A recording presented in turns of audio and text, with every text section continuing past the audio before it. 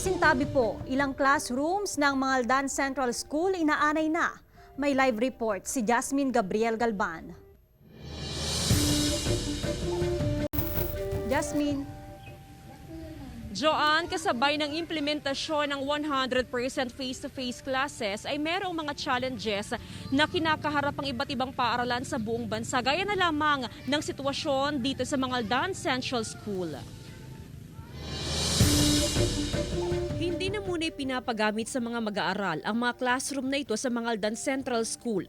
Maayos pang istruktura ng gusali. Pero ang problema, binahayan na ng anay ang ilang bahagi ng mga classroom mula sa pinto, kisame at maging ang pisara na anay na. Hindi na ito ligtas gamitin ng mga mag-aaral. Other parts ng classroom like the ceiling ay dapat palitan, yung mga trusses, pwede pa namang mai-repair. Sa ngayon, pansamantalang isinasagawa ang klase ng ilang section sa social hall building ng paaralan. Tanging mga lamesa nagsisilbing division sa bawat klase. Para maiwasan ang pagkakasabay-sabay ng discussion o lecture, kanya-kanyang diskarte ang mga guro. Nagpapatupad ng take-turn policy ang mga apektadong guro. Kung yung isang teacher nagpapabasa, yung iba naman na teacher magpapasulat or one-on-one na basa, ganun, or activity na hindi masyadong nag-iingay. Ang pagpapaayos sa mga termite-infested classroom, hindi raw kakayanin na kunin sa School Maintenance and Other Operating Expenses o MOOE ng paaralan. Kaya naman makikipag-ugnayan ng pamunuan ng Mangaldan Central School sa lokal na pamahalaan para matulungan sila sa pagpapaayos ng silid-aralan.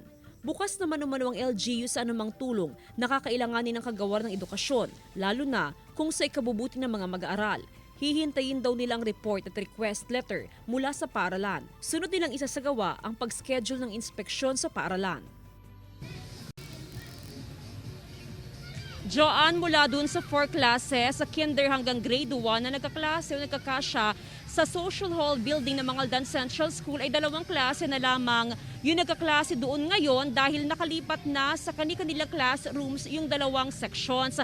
Bagamat may mga ganyang challenges na kinakaharap ang Mangaldan Central School, so far wala naman daw problema dahil naaagapan nila at nagagawa nila ng solusyon. Samantala, sa datos ng DepEd Region 1, bukod sa sitwasyon dito sa Mangaldan Central School ay meron ding mga condemned at mga dilapidated classrooms sa iba pang mga paaralan sa iba't ibang divisions region-wide. Ongoing, yung inspection ay sinasagawa ng iba't ibang division. Sa ngayon, may mga ongoing na project habang meron ding mga proposed project para sa construction ng new buildings. Hindi lang talaga mapagsabay-sabay yung construction ng building dahil merong mga priorities na building na ginagawa ang Department of Education. Joanna?